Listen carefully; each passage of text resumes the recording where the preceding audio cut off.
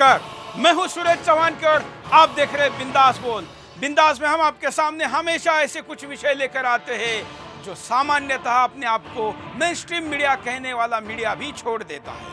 ये मुद्दा तो ऐसा है जिसके आपको सोशल मीडिया पर भी चर्चा नहीं दिखेगी और प्रिंट और बाकी विषय तो इससे अछूते ही है। जी हाँ, एक ऐसा मुद्दा जिस मुद्दे को समाज में लाखों की आबादी होने के बावजूद भी ध्यान नहीं दिया जा रहा है और कभी चर्चा भी अगर होती है तो तब जब वसूली की जाती है। लेकिन ये मुद्दा इतना आसान नहीं है। जो मुद्दा मैं आज आपके सामने लेकर आया हूं, शायद आप समझ चुके होंगे, मैं मुद्दा लेकर आया हूं किन्नरों का। लेकिन ये केवल किन्नरों का मुद्दा नहीं है, ये मुद्दा है इस्लामीकरण का। कैसे हिंदू बढ़ता गया, कैसे उसके एक छोटे छोटे सेक्टर को, एक एक गुटों को, एक एक समूह को उससे खींचा गया और कैसे हमने उस पर ध्यान नहीं दिया। कहाँ थे हम और कहाँ चले गए, इस स्थिति को आपके सामने रखने के लिए हिंदुस्तान की इस्लामीकरण में हम आज एक पहला मुद्दा आपके सामने लेकर आए हैं। आने वाले दिनों में हम ऐसे कई मुद्दे लेकर आएंगे, लेकिन आज बात करते हैं किन्नरों की। अब अगर आपको कहीं किन्नर दिखाई दे और उसका नाम हिंदू भी हो तो आप समझ जाइए कि वो झूठ बोल रहा है या उसका असली नाम नहीं बता रहा है। इस पूरे किन्नरों की आबादी में ज़्यादा से ज़्यादा लोग ऑलरेडी मुसलमान बन चुके हैं।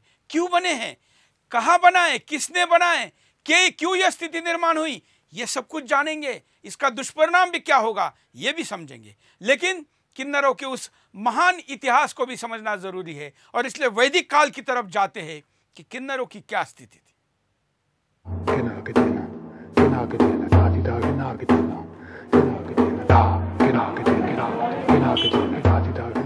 आज हम इस बात से पर्दा उठाने जा रहे हैं कि आखिर कौन है किन्नर,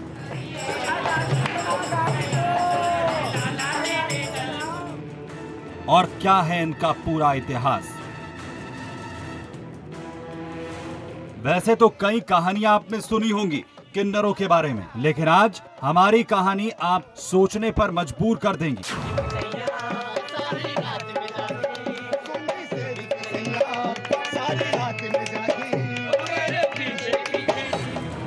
सबसे पहले तो किन्नरों की उत्पत्ति के बारे में कहा जाता है कि अरिष्टा और कश्यप उनके आदि जनक थे और हिमालय का पवित्र शिखर कैलाश किन्नरों का प्रधान निवास स्थान था, जहां किन्नर भगवान शंकर की सेवा किया करते थे।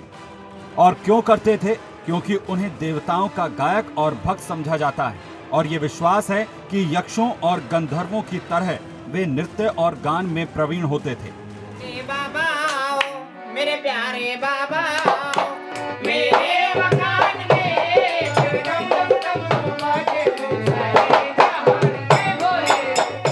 देखिए, जब औरत और आदमी की जब रचना रच रहे थे ब्रह्मा जी, तो उस समय उन्होंने सोचा कि हम औरत और आदमी कैसा बनाएं।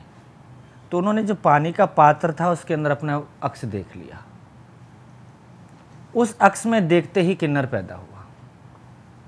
किन्नर जब पैदा हुआ तो सीधे ही वो कैलाश चले गए महादेव की शरण में। उनका मेन स्थान कैलाश, वहीं पर उनका नृत्य करना, भजन करना।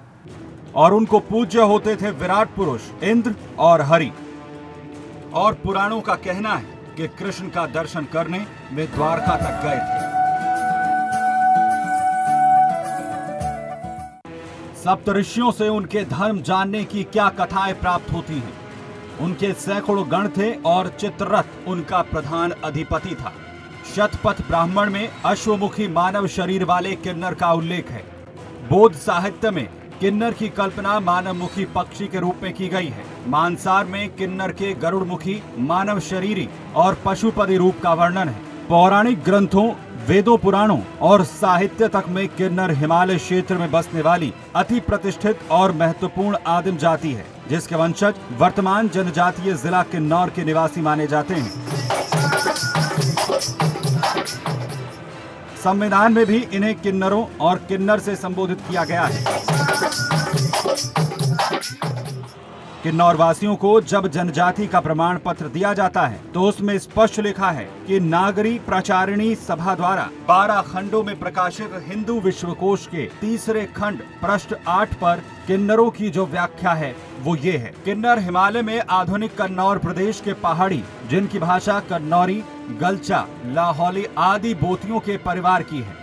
किन्नर हिमाचल के क्षेत्र में बसने वाली एक मनुष्य जाति का नाम है, जिसके प्रधान केंद्र हिमवत और हेमकूट थे। पुराणों और महाभारत की कथाओं एवं आख्यानों में तो उनकी चर्चाएं प्राप्त होती ही हैं।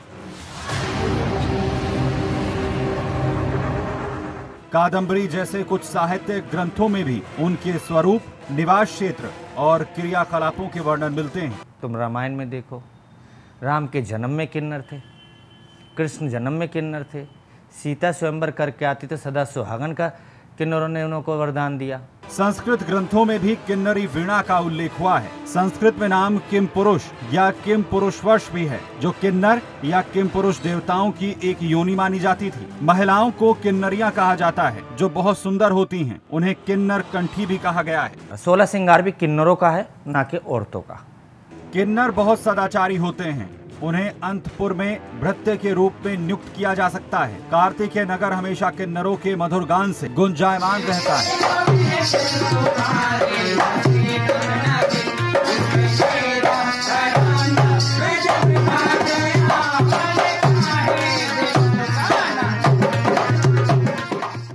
चंद किन्नर जातक में बोधिसत्व के हिमालय प्रदेश में किन्नर योनि में जन्म लेने की बात कही गई है। महाकवि कालिदास ने अपने अमर ग्रंथ कुमार संभव में किन्नरों का मनोहारी वर्णन किया है, जिसका हिंदी अनुवाद है, जहां अपने नितंबों और स्तनों के दुर्व्यवहार से पीड़ित किन्नरियां अपनी स्वाभाविक मंद गति को नहीं त्यागती। यद्यपि मार्ग जिस पर शिलाकार हिम जम गया है, उनकी उंगलियों व एड़ियों को कष्ट दे रहा है।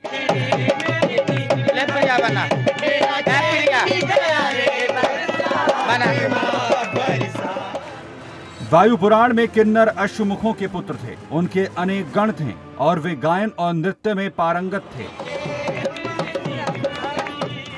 हिमालय में स्थित अनेक स्थान पर किन्नरों के लगभग 100 शहर थे। महाकवि भारवी ने अपने प्रसिद्ध ग्रंथ किरातार्जुनीय महाकाव्य के हिमालय वर्णन खंड में किन्नर, गंधर्व, यक्ष तथा अप्सराओं आदि देव योनियों के किन्नर देश में निवास होने का वर्णन किया है। महाभारत के दिग्विजय पर्व में अर्जुन का किन्नरों के देश में जाने का वर्णन आता है। अजंता के भित्ति चित्रों में गोहृदयों, किरातों तथा किन्नरों के भी चित्र हैं। इन चित्रों का ऐतिहासिक महत्व है, जो ईसा की तृतीय से 8वीं शताब्दी के मध्य की धार्मिक तथा सामाजिक झांकी प्रस्तुत करते हैं।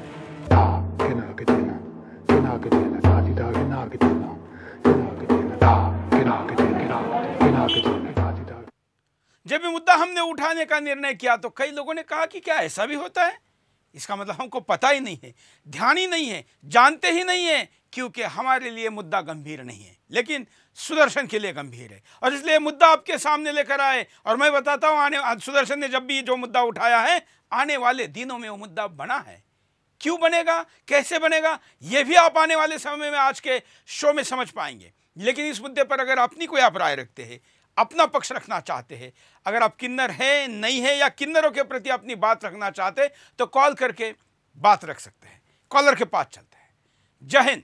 जय हिंद सर। बोलिए सर। सबसे पहले मैं सुदर्शन न्यूज को बधाई का पात्र मानता हूं, जिन्होंने इस मुद्दे को उठाया है, क्योंकि ये मुद्दा ऐसा है जिस पर कोई बोलना ही नहीं चाहता। क्योंकि किन्नर हमारे हर त्योहारों में, हमारे होली की बात कर लीजिए या दीपावली की बात कर लीजिए या शादी, कोई भी कार्यक्रम होता है, बिना किन्नरों के संपन्न ही नहीं होता। क्योंकि किन्नर जब घर के बाहर आते हैं, जब अपनी दुआ दे के जाते हैं, तो उससे हमारे घरों में खुशियां आती हैं। इसलिए हमें किन्नरों के लिए भी बात करनी चाहिए। अगर किन्नरों को न्याय की आवश्यकता है तो हमें किन्नरों के लिए बोलना चाहिए। और सुदर्शन न्यूज का काफी धन्यवाद कहना चाहता हूं, जिन्होंने इस मुद्दे को उठाने का प्रयास किया है। चलिए अगले कॉलर के पास चलते हैं। जय हिंद। बोलिए। ये मुगल काल में किन्नरों को इसलिए तैयार किया जाता था क्योंकि फर्जी, महान, क्रूर अकबर और शाहजहां ने जब हजारों हिंदू महिलाओं का हरम बनाया था तो किन्नरों की सेना उनकी देखभाल करती थी। तो जोधा तो थी नहीं। और मुगल अकबर और छोटे अकबर मीडिया के तरुण तेजपाल का सीसीटीवी में महिला शोषण का वीडियो है। अरब देशों से अरबों रुपए लेकर मीडिया के लिंकर ने ये बात छुपाई। ये बात जो कॉलर ने कही है कि आखिर महिलाओं को तो लाया जाता था, राजाओं के मार के रानी को लाया जाता था। तमाम हिंदू जो सेनापति थे या हिंदू श्रेया थी, उनको जब लाया जाता था, अपहरण करके उनको लाकर रहम में रखा जाता था, तो राजा छोड़ के, तब तो राजा नहीं बादशाह छोड़ के उसको कोई और हाथ न लगाए, इसलिए किन्नरों की सेना बनाई गई थी और वो सेना इनकी देखरेख करती थी। कैसे उपयोग होता था? एक तरफ आपको मैंने वैदिक काल का उपयोग दिखाया। किन्नर स्वेच्छा से कोई नहीं बनता है, किन्नर प्रकृति के एक घटक के द्वारा बन जाता है, लेकिन बनने के बाद हिंदू कभी भी बने हुए, ईश्वर ने बनाए हुए हर चीज को, क्योंकि हिंदू तो हर व्यक्ति, हर घटना, हर कण कण में भगवान की निर्मित ऐसा मानता है और इसलिए उसका सृजन करता है। जब किन्नर समाज में पैदा होने लगे तो उनकी भी व्यवस्था हिंदुओं ने, अर्थात हिंदू परंपरा ने, जीवन शैली ने की और इसलिए उनकी व्यवस्था की मठों में, मंदिरों में, उनकी व्यवस्था की पूजा में, उनकी व्यवस्था की उन सब जगह पर जहां पुरुष या महिला नहीं रह सकते। लेकिन मुगल काल में यह स्थिति बदल दी गई और जो बात इस कॉलर ने कही है, यह बात आगे कैसे बढ़ती है आपको दिखाते हैं। मुगल काल में किन्नर।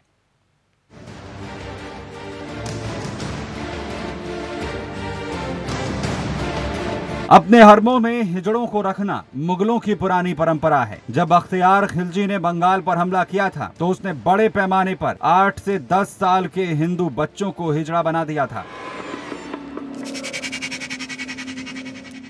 हाँ, मुगलों ने बड़े पैमाने पर हिंदू लड़कों को किन्नर बनाया, लिंग काट कर किन्नर बनाया। आईने अकबरी में मुगलों की राज में 1556 से 1799 में भी युवाओं को हिजड़े बनाने के प्रमाण सामने आए हैं। उसके बाद जहांगीर और औरंगजेब ने भी इस हिजड़े बनाने की परंपरा बनाए रखी। इसके पहले सुल्तान अलाउद्दीन खिलजी ने भी 50,000 और मोहम्मद तुगलक ने 20,000 हिजड़े बनाए। मालिक काफूर और खुसरो खान दोनों खिलजी समय के नामी हिजड़े थे। खिलजी के तीसरे बेटे मुबारक ने इस हिजड़े की हत्या की थी। खलीफा अल मुकद्दीर ने बगदाद में अपने हरम में रखने के लिए 11,000 लड़कों को हिजड़ा बनवा दिया, जिसमें 7,000 हब्सी और 4,000 लड़के ईसाई थे। इसका उद्देश्य था इनके साथ कुकर्म करना और पराजित लोगों को अपमानित करना।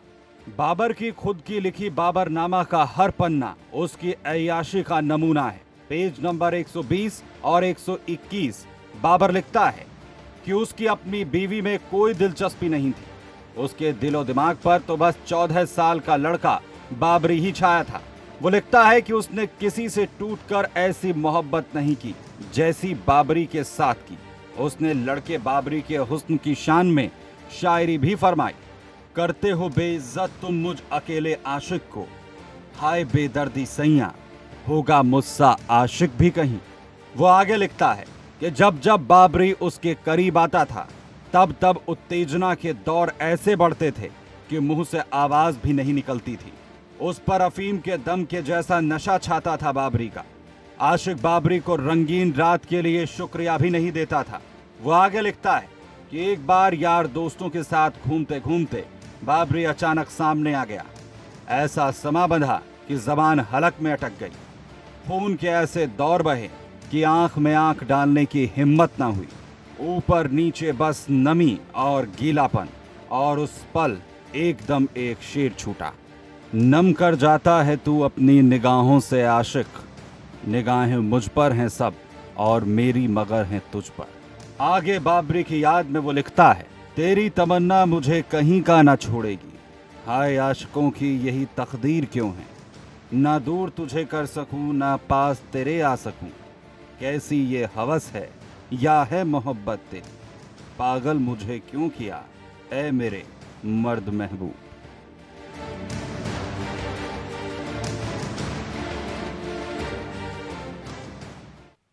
कॉलर के पास चलते हैं। जय हिंद। जय हिंद सर। हाँ सर, मेरा नाम अभय है। बोलिए। मैं बताना चाहता हूँ कि सर ये जो बधाई लेके जाते हैं, बधाई ये इनको हिंदू के घर से मिलता है, लेकिन ये पैसा आतंक की फैक्ट्री में यूज होता है, जो कि हम ही हिंदुओं के लिए ही ये मौत का सामान इकट्ठा करते हैं। इन पैसों से ये पैसे ले जाके मस्जिदों में देते हैं और उसके बाद में हमारे ही पैसे से हमारे ही लोगों का कत्लेआम किया जा रहा है।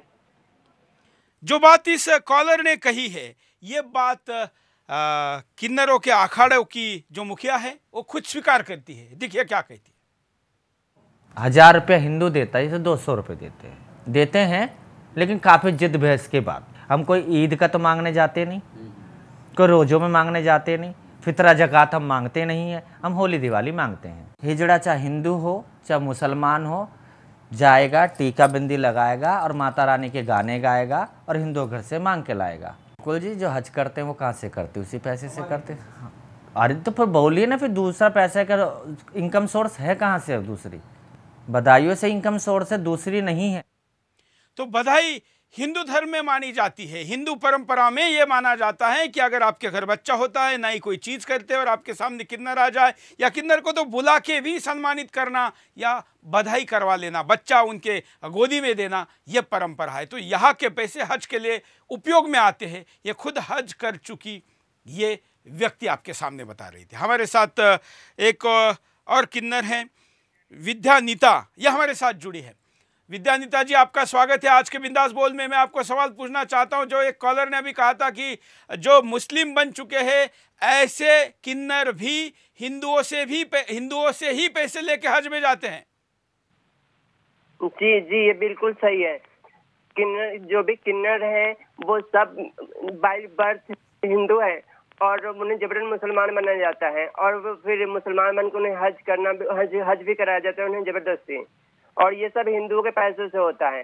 कोई भी हिंदू किन्नरों को जो राम नाम नहीं बोलता है, सब आपस में दुआ सलाम करते हैं। ये किन्नरों को जबरन मुसलमान बनाते हैं और इन किन्नरों को इज्जत हिंदुओं से मिलती है, लेकिन इनका पैसा वो इस्लामीकरण में यूज करते हैं।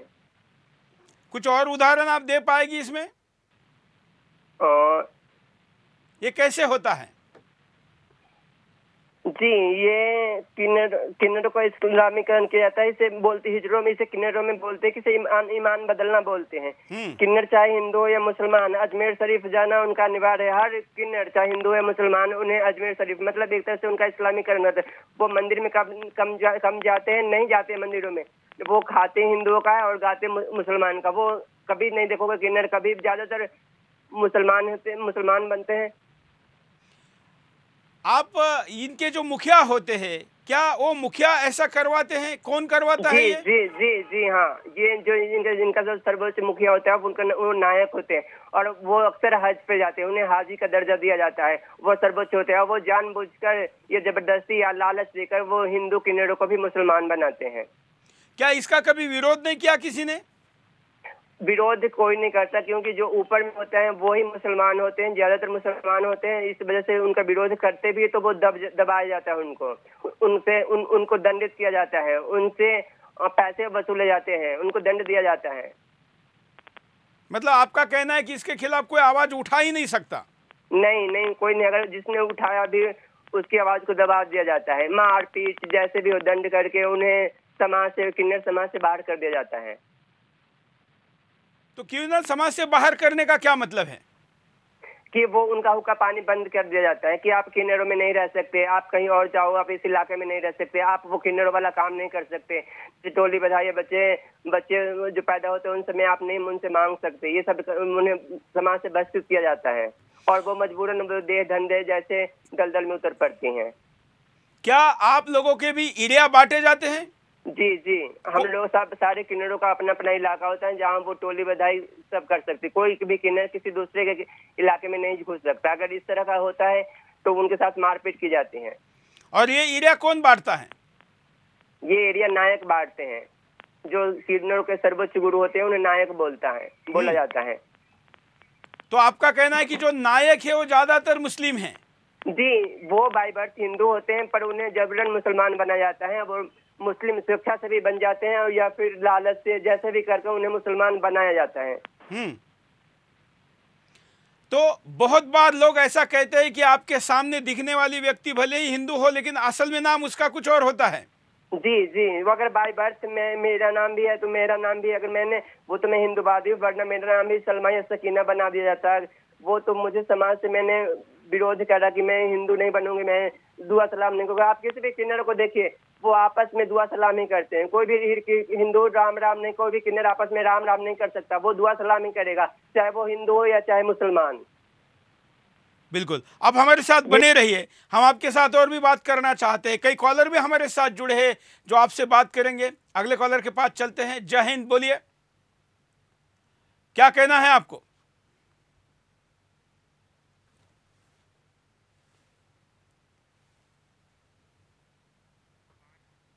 बोलिए, क्या कहना है? चलिए, शायद कॉलर से संपर्क हमारा टूटा है। हम आपको बताते हैं भवानी माँ इस्लामीकरण पर क्या कहती है। भवानी माँ की ये बाइट। मुगल आए, मुगलों ने अपनी सभ्यता को बढ़ाने के लिए, अपनी जात को बढ़ाने के लिए औरत आदमियों को मुसलमान किया, और सबसे पहले मुगलों ने धर्म के ऊपर ही प्रहार किया। तो वहाँ पे किन्नरों को देखा, किन्नरों को वहाँ से उठा के, क्योंकि किन्नरों की मान्यता उस समय बहुत थी, तो उन्हों को उठा के अपने हरम शरीफ में ले गए। हरम शरीफ में ले जाने के बाद उन्हों को ऐश मौज सब कुछ दिया, लेकिन ले जाने से पहले उन्होंने को इस्लाम कबूल करवा दिया। 700 साल मुगल रहे, हरम में रखने लगे, और अपनी रानियों की देखभाल के लिए, इन चीज़ों के लिए, अपने शौक मौज के लिए उन्होंने रखा। इस्लामीकरण शुरू हो गया। मुगल काल में किन्नरों का बड़े पैमाने पर दुरुपयोग हुआ, उनका इस्लामीकरण किया गया। मुगलों ने बड़े पैमाने पर किन्नरों को, अपनी रानियों को सुरक्षा करने के लिए रखा था, और उनके साथ दैहिक संबंध बनाए थे। विद्यानिता, हमने आपकी बाइट सुनाई जो अभी आप बोल रही है, क्या ये स्थिति तब जो थी वही स्थिति आज भी है? जी बिल्कुल। इस विषय पर कभी किसी मीडिया के सामने आप लोग गए, अपनी बात रखने का प्रयास किया? अगर कोई छोटे दर्जे से उठा, देखो जो भी नायक जो सर्वोच्च हैं वो ज्यादातर इस्लाम कबूल करते हैं, उन्हें इन सब चीजों से बहस नहीं होती, वो धर्म के होते ही नहीं है, वो स्वेच्छा से मुसलमान जबरदस्ती। तो अगर छोटे लेवल से कोई उठाता भी है तो उसे नायक लोग जो होते हैं, बड़े बड़े लोग जो होते हैं, वो दबा दे रहे हैं इन आवाजों को, तो कोई आगे जा ही नहीं पाता। अब जो किन्नर, जो जिसने घर छोड़ रखा है, जिसने दुनिया छोड़ रखी है, अपने घर बार छोड़ रखा है, सब कुछ छोड़ रखा है, तो वो इन चीजों से फर्क नहीं पड़ता। वो सोचते हैं कि चल भाई, हिंदू ना सही मुसलमान बन के सही है, जिंदगी तो जीनी है। मतलब ये मजबूरी है, ऐसा आप मानती हैं? जी। आप कुछ ऐसे लोगों को जानती है जो लोग इस विषय पर अगर कोई उनको संरक्षण दे दे, कोई उनको कहे कि हाँ आपके खिलाफ कोई हुक्का पानी बंद नहीं होगा या कोई ऐसा करेगा तो भी आपको संरक्षण दिया जाएगा, तो वो लोग आगे आके बोल सकते हैं? जी हाँ, बिल्कुल बोल सकते हैं। बिल्कुल। चलिए, आप हमारे साथ बने रहिए, हम आपको कुछ कॉलर से बात कराते हैं। जय हिंद, बोलिए। जी मनोज बोल रहा हूँ। हाँ, मथुरा से। बोलिए। ये समझ में नहीं आता, ये इस्लाम कहाँ कहाँ कहाँ घुसा पड़ा है। वो बर्मा से रोहिंग्या के रूप में आ रहा है, वो बांग्लादेश से बांग्लादेशियों के रूप में आ रहा है, कश्मीर से पाकिस्तानियों के। अब तो आज पहली बार आपके माध्यम से पता चला, बहुत बहुत धन्यवाद, कि किन्नरों में भी घुसा पड़ा है। मतलब कौन सा ऐसा एक रास्ता है जहां से इनसे बचा जा सके। अब तो आप जैसे हिंदूवादियों को और धर्माचार्यों को साथ मिलकर इसका कोई हल निकालना होगा, अन्यथा तो मुझे नहीं लग रहा हिंदुओं को कोई बचा पाएगा। हमारे साथ विद्यानिता जुड़ी है। आप कॉलर को मैं कहूंगा कि आप कुछ इनसे पूछना चाहेंगे। विद्या जी नमस्कार। जी विद्या जी, मनोज बोल रहा था। एक चीज जाननी थी कि अगर मान लीजिए आप में से कोई हिम्मत कर जाए, बगावत कर जाए, तो क्या उसके लिए ऐसा क्या सजा होगी? क्यों डरते हैं? ऐसी कौन सी खौफ है? आज बहुत लोगों ने मुसलमानों के खिलाफ हिंदुओं में बगावत की है, तो आपके किन्नरों में ऐसा क्या ऐसा खास बात है कि कोई किन्नर उस इस्लामीकरण के खिलाफ बोल नहीं पाता? कोई नहीं बोल पाएगा। अगर कोई किन्नर ने आवाज उठाने की कोशिश करी तो उनके बाल काट लिए जाएंगे, उनके माथे पर गरम सिक्का करके उनके माथे पर चिपकाया जाता है, उन्हें कलंकित और समाज से बाहर, वो कहीं लाका नहीं मांग सकते, वो कहीं भीख नहीं मांग सकते, उन्हें बाहर कर दिया जाता है सारे जमात से ही। और ये मुसलमान लोग ऐसी कौन सी जरूरत आप लोगों की पूरी कर देते हैं? चलिए, धन्यवाद, आप हमारे साथ जुड़ी। मैं जरूरत पड़ी तो हम आपको दोबारा लाइन पे लेंगे।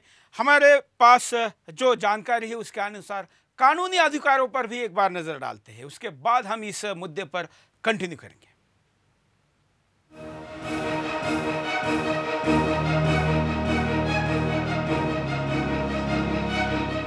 शुभ अवसरों पर बधाई के मंगल गान गाने वाले मंगलामुखी किन्नरों को सुप्रीम कोर्ट ने पहचान के साथ कानूनी दर्जा देने का आदेश दिया है। सुप्रीम कोर्ट ने न सिर्फ किन्नरों को लिंग की तीसरी श्रेणी में शामिल करने का आदेश दिया है, बल्कि उन्हें शैक्षणिक संस्थानों में प्रवेश और नौकरियों में आरक्षण देने का भी आदेश दिया है। कोर्ट ने किन्नरों को बराबरी का हक देते हुए केंद्र और राज्य सरकारों को निर्देश दिया है कि वे किन्नरों की सामाजिक और लिंगानुगत समस्याओं का निवारण करें। इतना ही नहीं, उन्हें चिकित्सा सुविधा और अन्य सुविधाएं उपलब्ध कराएं।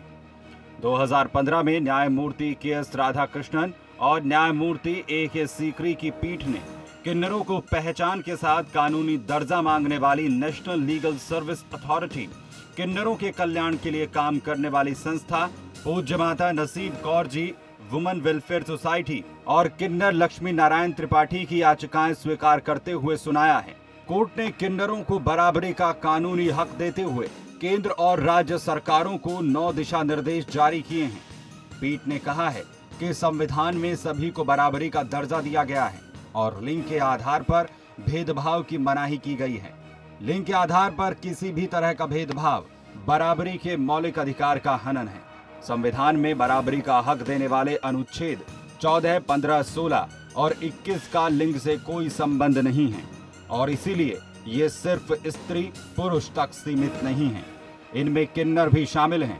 कोर्ट ने कहा है कि किसी का लिंग उसकी आंतरिक भावना से तय होता है कि वह पुरुष महसूस करता है या स्त्री या फिर तीसरे लिंग में आता है। किन्नर को ना तो स्त्री माना जा सकता है और ना ही पुरुष, वे तीसरे लिंग में आते हैं। किन्नर एक विशेष सामाजिक, धार्मिक और सांस्कृतिक समूह है और इसीलिए इन्हें स्त्री पुरुष से अलग तीसरा लिंग माना जाना चाहिए। कोर्ट ने देश विदेश में किन्नरों के कानूनी दर्जे पर भी चर्चा की है। कोर्ट ने कहा है कि पंजाब में सभी किन्नरों को पुरुष माना जाता है, जो कि कानूनन ठीक नहीं है। केरल, त्रिपुरा और बिहार में किन्नरों को तीसरे लिंग में शामिल किया गया है। कुछ राज्यों में उन्हें तीसरी श्रेणी माना जाता है। तमिलनाडु में किन्नरों के कल्याण के लिए काफी कुछ किया गया है। कोर्ट ने कहा है कि हमारे पड़ोसी राज्य नेपाल और पाकिस्तान ने भी उन्हें पहचान और कानूनी हक दिए हैं। अभिव्यक्ति की स्वतंत्रता के अधिकार में स्व पहचान का अधिकार शामिल है। कोर्ट ने किन्नरों को सामाजिक और शैक्षणिक रूप से पिछड़ा बताते हुए केंद्र व राज्य सरकारों को निर्देश दिया है कि शैक्षणिक संस्थानों और नौकरियों में पिछड़ों को दिया जाने वाला आरक्षण किन्नरों को भी दें।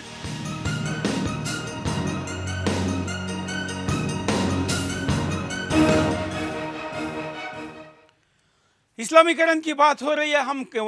हम इस मुद्दे को केवल एक तरफा सनसनी नहीं बनाना चाहते। हम किन्नरों के न्याय अधिकारों की बात भी पहुंचाना चाहते, क्योंकि यही बात हमने नहीं की और इसलिए हमारा एक बड़ा वर्ग संख्या में जब परिणाम में देखा जाता है तो धर्म बदल देता है। भवानी माँ इस पर क्या कहती, देखिए। बच्चों का नाम अक्सर मुसलमान रहे। देखो, मेरा नाम भवानी था, भवानी सिंह नाम था मेरा परिवार से, और मेरा नाम शबनम रखा गया। और हिंदू बच्चों का नाम अक्सर मुसलमान रहे। देखो, मेरा नाम भवानी था, भवानी सिंह नाम था मेरा परिवार से, और मेरा नाम शबनम रखा गया। और हिंदू बच्चों का नाम अक्सर मुसलमान रहे। देखो, मेरा नाम भवानी था, भवानी सिंह नाम था मेरा परिवार से, और मेरा नाम शबनम रखा गया। और हिंदू बच्चों का नाम अक्सर मुसलमान रहे। देखो, मेरा नाम भवानी था, भवानी सिंह नाम था मेरा परिवार से, और मेरा नाम भवानी माँ, जिनको हम आपके सामने स्क्रीन पर दिखा रहे हैं, ये किन्नर अखाड़े की मुखिया है। ये पहले मुसलमान बनी थी, उसके बाद ये हज करके आई, उसके बाद हिंदू बनी और उसके बाद ये मुद्दा उन्होंने हम तक लाया था। कॉलर के पास चलते हैं। जय हिंद। जय हिंद। बोलिए सर, मैं सुदर्शन न्यूज का धन्यवाद देना चाहता हूँ। आज सुदर्शन न्यूज ने किन्नर के मुद्दों को आज उठाया है। हाँ। सबसे बड़ी समस्या ये आज की किन्नर हमारे समाज में इस तरीके से फैले हुए हैं, जैसे हमारा कोई भी संगठन होता है, वहाँ कोई भी त्योहार होता है, वहाँ पे जाते हैं और रुपए भी लेते हैं। समस्या तब आती है, ये हमारे किन्नर, हमारे जो न्यायिक अधिकार होते हैं, जैसे हमारे पुलिस हो गई, वहाँ पे जाके झगड़ा करते हैं। सबसे बड़ी समस्या ये आज के समय में आई हुई है। बिल्कुल, चलिए अगले कॉलर के पास चलते हैं। जय हिंद। जय हिंद सर, विनय बोल रहा हूँ मैं दिल्ली से। हाँ सर, मैं ये कहना चाहता हूँ, सबसे पहले तो मैं आपको धन्यवाद देना चाहता हूँ कि जो आज आपने मुद्दा उठाया। हम लोगों को अभी तक यही नहीं पता था कि आखिर ये भी एक इस्लामीकरण हो रहा है, हम ही लोगों के पैसे से, और हज हो रहा है, और इनको जो है बराबर मस्जिदों में ये फंडिंग कर रहे हैं। ये सब मुझे कुछ नहीं पता था। ये आपके चलिए, माध्यम से ये केवल हम नहीं बता रहे, इनमें पहले मुस्लिम रह चुकी भवानी माँ क्या कहती है, देखिए। लोग का पतन हो रहा था, अंग्रेजों का आना शुरू हो गया था। किन्नरों की एक ऐसी ताकत बन चुकी थी, जैसे आज बोलते जी माओवादी हो गए या फलानावादी हो गए, ऐसे किन्नरों की बना दी गई थी जराइन जाति। जराइन जाति कह के इन्हों का आतंकवादी घोषित करके इन्हों को बिल्कुल ही अलग कर दिया। जो भी इनकी प्रॉपर्टी ये चीज़ सब छीन ली गई। तो 200 साल फिर अंग्रेजों ने इन्हों का पतन करा, एक आतंकवादी बना दिया गया ना हमको। आज भी बड़े पैमाने पर जब मैं कमेंट देख रहा हूं सोशल मीडिया पर इस शो में, तो लोग कह रहे हैं कि किन्नर ट्रेन में आते हैं, धमकाते हैं, पैसे लेते हैं, घरों में जबरदस्ती घुसते हैं, कार्यालयों में जाते हैं। ये स्थिति कई लोगों ने अनुभव की होगी। लेकिन ये क्यों बनी? क्योंकि जब तक ये लोग एक ऐसे मान्यता प्राप्त समाज के अंदर थे जो किसी भी कमी के क्षेत्र के लोगों को मदद करना अपना कर्तव्य मानता था, वो शिक्षा क्षेत्र के लोग हो जो समाज के लिए काम करते, जो विकलांग हो जो खुद कुछ नहीं कर सकते उनको समाज पालता था, या वो लोग जिनके लिए नैसर्गिक दृष्टिकोण से यह स्थिति पैदा हुई है, उन लोगों के लिए समाज ने ऐसी व्यवस्था बनाई थी। लेकिन जब वो व्यवस्था पूरी नहीं चल पाई तो स्वाभाविकता उनका आने वाले दिनों में जैसे जैसे दिन ढलते गए स्थिति बदलती गई और अब ये क्राइम में आ गए। और क्राइम में कितने आ गए? तो आज बड़े पैमाने पर क्रिमिनल्स के तौर पर भी किन्नरों का उपयोग होता है। कॉलर के पास चलते हैं। जय हिंद। जय हिंद। बोलिए। हेलो, क्या कहना है आपको? मैं लाला यादव लखनऊ बोल रहा हूँ। हाँ हेलो, बोलिए। मैं ये जो आपने आज मुद्दा उठाया है। हेलो, बोलते रहिए। मैं कह रहा हूँ जो आपने मुद्दा उठाया इसके लिए बहुत बहुत धन्यवाद आपको। क्या कहना है आपको? मेरा कहना ये है कि जैसे आपने ये लोग बता रहे हैं कि हिंदू के पैसे से मुसलमान मौज कर रहे हैं, मैं चाहता हूँ इसी को आप जो है हमारी केंद्र सरकार जो है ये जो कानून मंत्री ये मुद्दा वहां तक ही पहुंचाया जाए। चलिए, धन्यवाद। देखिए, मुद्दा केवल पैसे का नहीं है, मुद्दा केवल कानून का नहीं है, मुद्दा स्थिति को समझने का है। यह स्थिति पैदा क्यों हुई इसको भी समझने का है। कॉलर, जय हिंद। बोलिए, क्या कहना है आपको?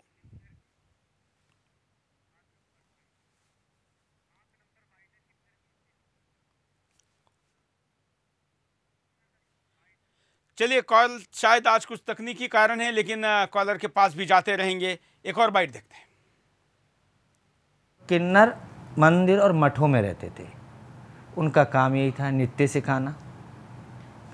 सिखाना, भजन करना, मंदिरों की सेवा करना। ये उनका मेन कारण था। दूसरा स्थान उनका कुछ नहीं था। नहीं तो प्रमाण आप इसमें भी ले सकते हो। गीता के अंदर, महाभारत में 1 साल के लिए अर्जुन भी किन्नर बना था, वो भी नृत्य सिखाने के लिए। जब किन्नरों का ये रूप ही नहीं होता तो अर्जुन किन्नर बन के नृत्य सिखाता कैसे? तो ये मैं बार बार आपके सामने लेकर जा रहा हूं पीछे कि जब ये लोग पहले क्या थे और आज जब स्थिति बदल रही है तो क्या बन रहे हैं। कॉलर, जय हिंद। जय हिंद सर जी। बोलिए। मैं चेन्नई से चंदन बिश्नोई बोल रहा हूँ। सर, ये ट्रेन में गरीब लोगों को लूटते बहुत है, उनके लिए कुछ बोलिए इनको। बिल्कुल। हाँ, किसी के पास पैसा नहीं होता उसको जबरदस्ती पैसा लेते हैं ये लोग। हम थोड़ी देर में दोबारा विद्या नीति जी के पास जाएंगे, उनको पूछेंगे कि ये घटनाएं कौन करता है, कैसे करता है, क्या होती है। लेकिन अगले कॉलर के पास चलते हैं। जय हिंद। बोलिए, क्या कहना है आपको? हेलो चौहान जी, नमस्कार। बोलिए। मेरा नाम सरफराज है, मैं दिल्ली से बोल रहा हूँ। हाँ, मैं आपसे ये कह रहा था, जैसे अभी आप कह रहे हो कि मतलब जो है पहले किन्नर हिंदू थे फिर मुसलमान हो गए। सबसे पहली बात तो ये कि अगर हो गए तो इसमें नुकसान क्या है हिंदुस्तान का? इसमें तो कोई नुकसान नहीं है। जिसको जैसा मतलब चलना है, जिसको जैसा मतलब जो है जो अच्छा लगता है वो कर रहा है अपने हिसाब से। स्वेच्छा से करने में तो कोई हर्ज नहीं है, लेकिन हिंदुस्तान का कानून भी कहता है कि लालच में दबाव देके और बहला फुसला कर नहीं कर सकते। नहीं, बहला फुसला के कब तक करोगे साहब आप? 1500 फिर बात तो पूरी करिए। बहला फुसला कर आप कब तक करोगे? हाँ, बहला फुसलाकर आप कब तक करोगे? जैसे कोई भी चीज है, आप बहला फुसला के कब तक करोगे? जैसे एक कॉलर ही आपके कह रहे थे कि मतलब जो है मुझे तो पता ही नहीं था कि मुसलमान कहाँ कहाँ घुसे पड़े हैं, रोहिंग्या है तो कभी ये है तो कभी वो है। तो मैं उनको बता दूं कि हाँ वाकई में ये सच है। मुसलमान का ये सबसे पहला काम ही है कि जो दीन, जो तरीका, जो चीज आपको मिला है वो आप दूसरों तक पहुंचा दो। मतलब कि आप दावत दो उनको, जबरदस्ती नहीं, आप उनको दावत दो। अगर उनको अच्छा लगेगा, उनको शायद सही आप लगेगा तो पूरा शो नहीं देख पाए। अभी हमारे साथ जो थोड़े देर पहले किन्नर थी, उन्होंने क्या कहा, आप बने रहिए शो में हमारे साथ। मैं उनको दोबारा लाइन पर लूंगा, क्योंकि जो खुद भुक्तभोगी है, जो खुद उसी से है, उनके मुंह से ये बात ज्यादा अच्छी जाएगी। अगले कॉलर, जय हिंद। बोलिए, क्या कहना है आपको? सर, ये लोग इस्लाम कबूल करवा के और जो ट्रेन में जनरल क्लास में आप सफर करते हैं यात्री, उनसे पैसे वसूल करवाते हैं जबरदस्ती। 10 रुपए 20 रुपए जो इस्लाम कबूल करते हैं किन्नर, वो जाके ट्रेनों में जनरल जो क्लास में सफर करते हैं उनसे 10 रुपए जबरदस्ती वसूल करते हैं। बिल्कुल, चलिए हम उनको लाइन पे लेंगे, लेकिन उसके पहले मैं आपको बताता हूं कि भवानी माँ जो दोबारा हिंदू धर्म में आई, संन्यास लिया, वो क्या कहती है, देखिए।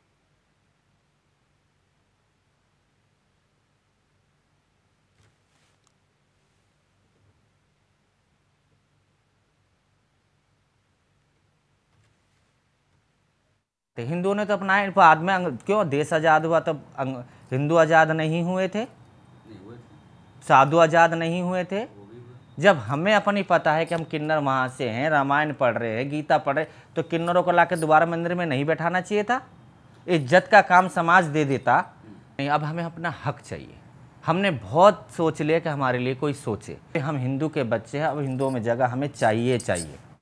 ये मानना होगा, क्योंकि हमने ध्यान नहीं दिया। केवल मुस्लिमों को दोष देने वाले जो लोग हैं वो भी ये सोचे कि आखिर उनको आप ये आसान कैसे क्लाइंटेज मुहैया करा रहे, क्योंकि आपने ध्यान नहीं दिया। अगर आप समय पे ध्यान देते, आप ध्यान रखते, अगर इस क्षेत्र को भी आप दुर्लक्षित नहीं रखते, तो कोई उस पर कैसे अपना हक जमा सकता था, कोई कैसे प्रलोभित कर सकता था, कोई कैसे उनको धर्मांतरित कर सकता था। हालांकि किसी भी गैर कानूनी तरीके से जो धर्मांतरण हो रहा है उसका विरोध तो होना ही चाहिए। और व्यक्ति कोई भी हो, एज कुछ भी हो, जेंडर कुछ भी हो, उसकी आर्थिक स्थिति कुछ भी हो, लेकिन धर्मांतरण कभी भी मालूम कभी भी स्वीकार किया नहीं जा सकता।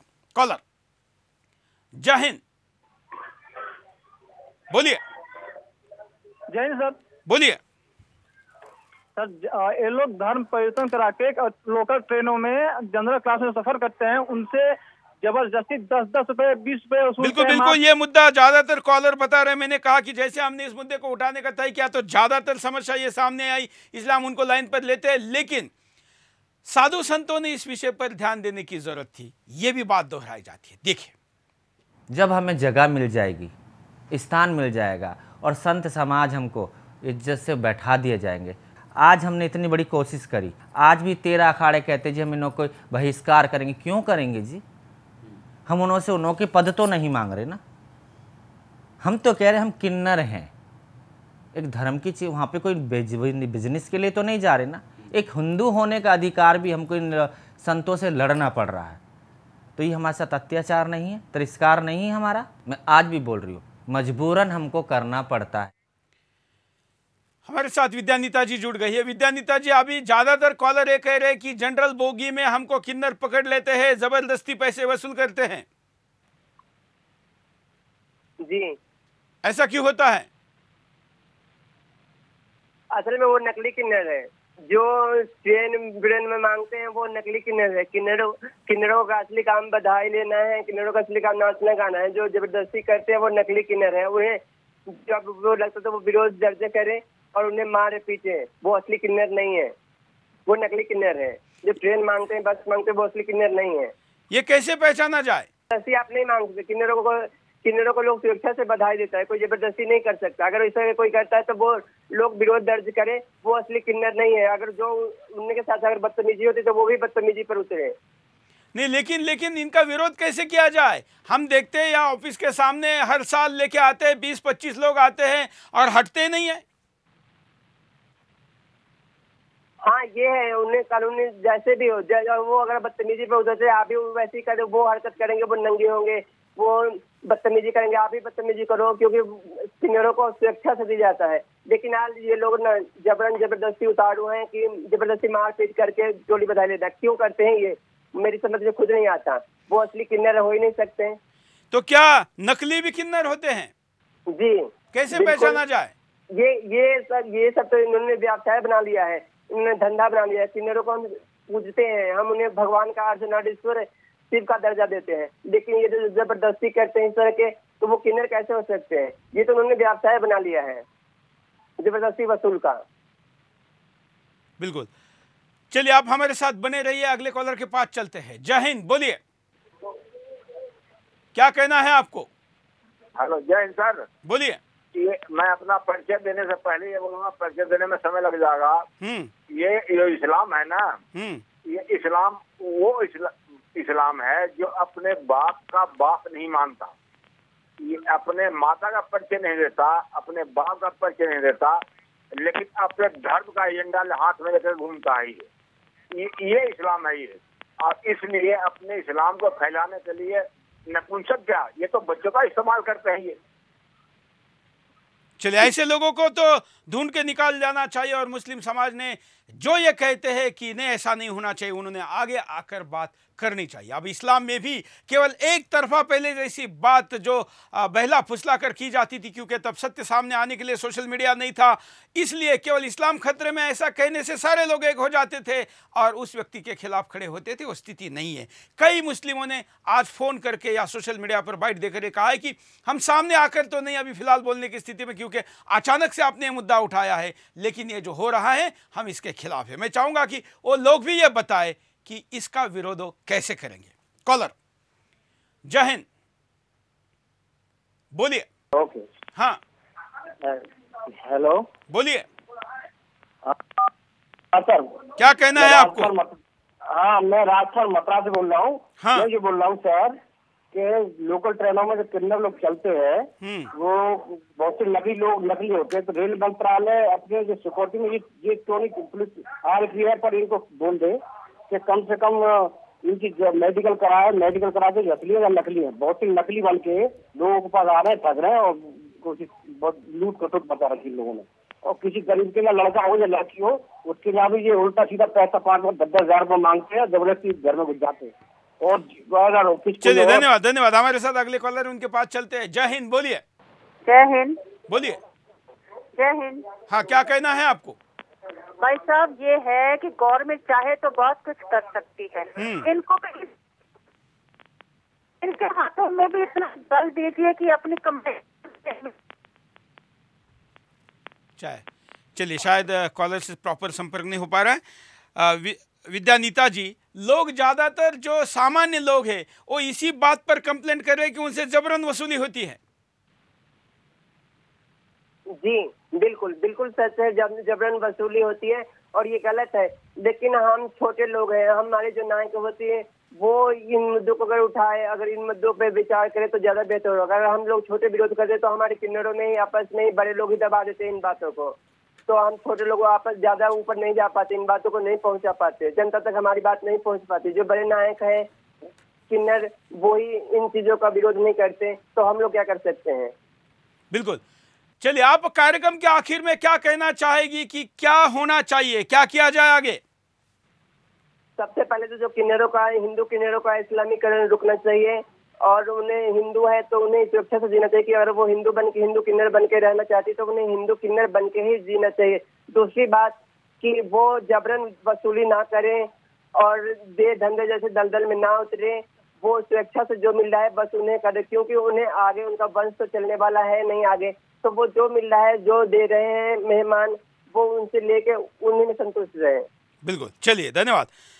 भवानी माँ ये बताती है कि ये मजबूरी में भी होता है, वो कैसे? देखिए, जब मुझे मान सम्मान नहीं मिल रहा था तो मैंने फिर इस्लाम कबूल करा 2011 में। चाहे वो परिस्थिति क्या समझ लो, चाहे वो मेरी लालच समझो उस समय, चाहे कोई भी चीज़ समझो, जब मुझे मान सम्मान नहीं मिल रहा था तो मैंने फिर इस्लाम कबूल करा 2011 में। चाहे वो परिस्थिति क्या समझ लो, चाहे वो मेरी लालच समझो उस समय, चाहे कोई भी चीज़ समझो।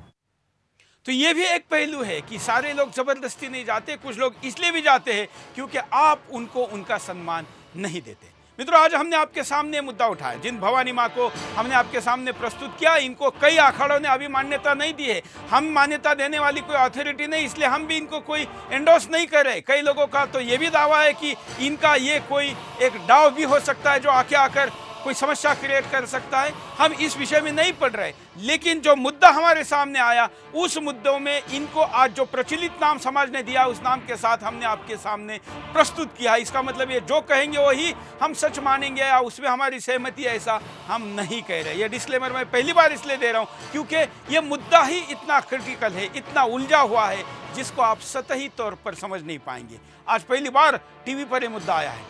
आने वाले दिनों में इसके कई पहलू आपके सामने आएंगे, लेकिन कार्यक्रम के आखिर में मैं एक बात जरूर कहूँगा। समाज के उन घटकों को, अपने भाइयों को, अपने हिस्से को, हमारे ही लोगों को अगर समय पर आप सही साथ नहीं दोगे तो दूसरे तो हाथ मारेंगे। आज के लिए इतना ही। जय हिंद।